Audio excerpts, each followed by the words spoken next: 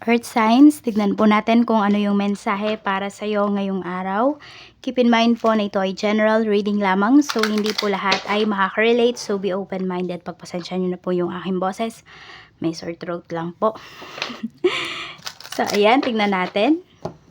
Kung hindi pa po kayo nakasubscribe dito sa ating channel, please subscribe na po kayo and pa-like na din po ng ating video.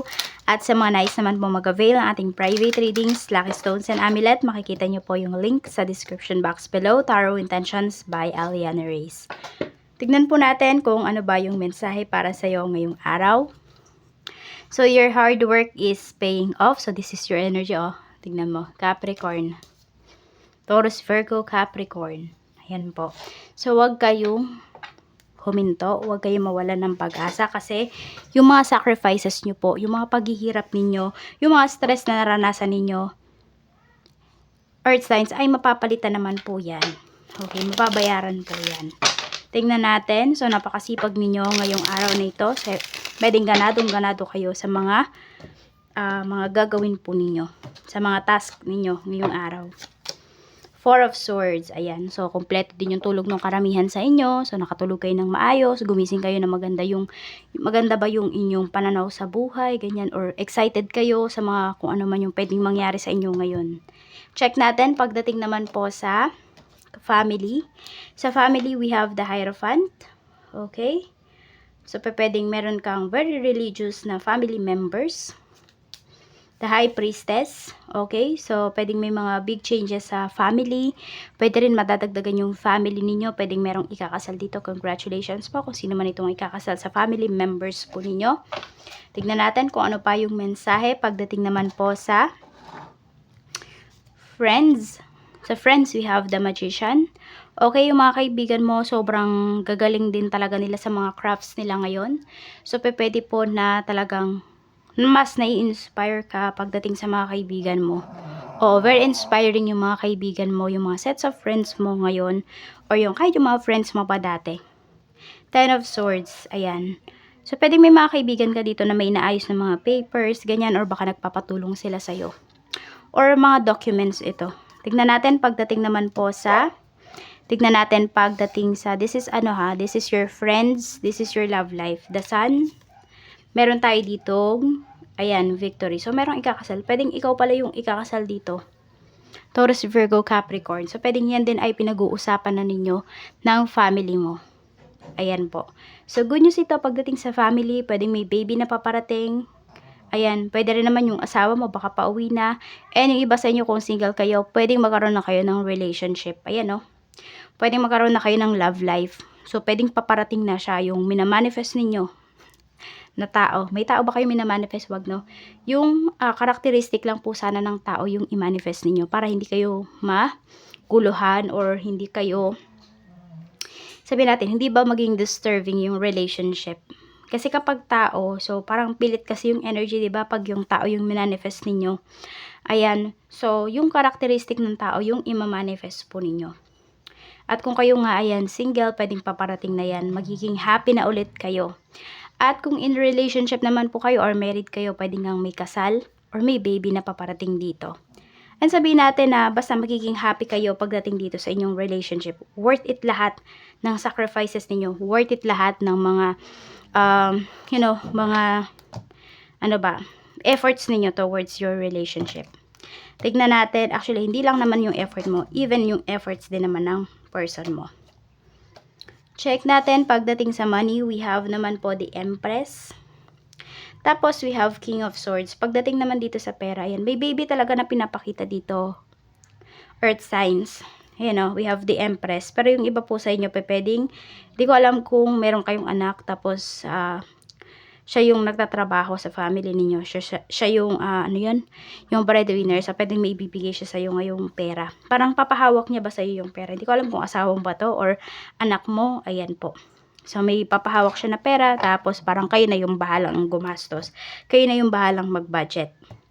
Tignan natin. Pagdating naman po sa career. Sa career, we have 3 of Cups. And we have 4 of Cups.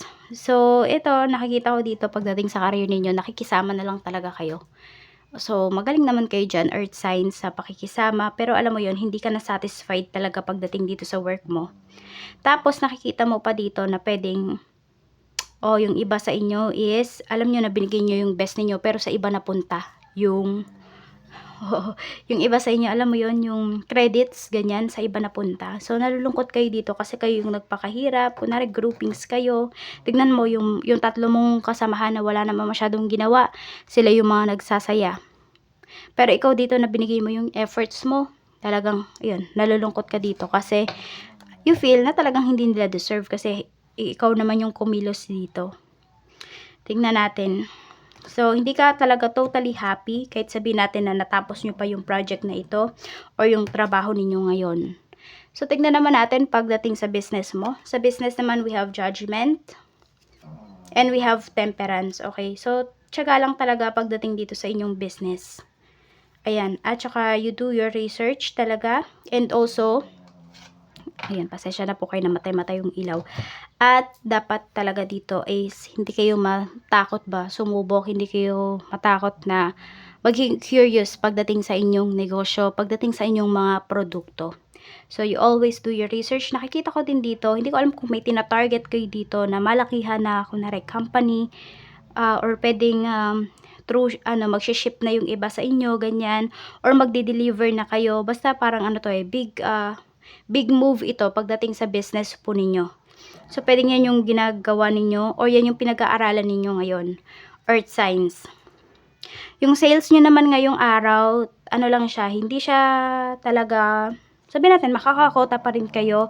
Pero, parang medyo matagal ba, ganyan.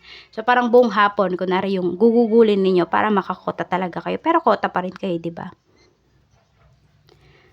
Okay, tignan naman natin ano ba yung mga positive things napaparating sa'yo. Okay, so may mga tao dito na mag-open up sa'yo. Parang kusa na lang ba silang nag-open up? Kusa na lang silang magkikwento.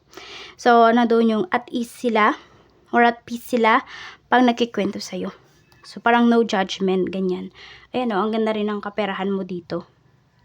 Ngayong araw, earth signs. So, ganda rin po yung iyong pera. Kaya lang nandun talaga na syempre huwag kang magiging magastos dito. Tamang gastos lamang ngayong araw. Sa pinapakita po, maganda yung pera. Negative things, ayan, pera pa rin. So, yun nga, sinasabi lang dito, huwag kang maggastos. Tignan mo din kung sino ba yung mga taong tutulungan mo in terms of your money. Kasi syempre, di ba, pinaghirapan mo yung pera na yan. So, wait lang po at bigyan ko lang na tubig si Dimitri. Okay, saan ka dapat mag-focus ngayon? Pera na naman. Puro pentacles yung energy mo dito. So, pag-focusan mo po yung mga ginagawa mo talaga. Sabi nga, di ba, your hard work is paying off. So, totoo naman talaga yan. Kaya, asikasuhin mo yung mga bagay na magbibigay talaga sa'yo ng growth ngayong araw. So, alam mo yung ilaan mo yung energy mo dun sa makabuluhang bagay. Earth signs ngayong araw. So, ito po yung mga lucky numbers mo. We have number 20, number 17, 35, 22, 15. Meron na ba tayong 15? Wala pa, no?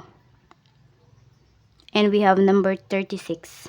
Yan po yung inyong mga lucky numbers. Maraming salamat po. Mag-ingat kayo always and more blessings to come. Bye-bye!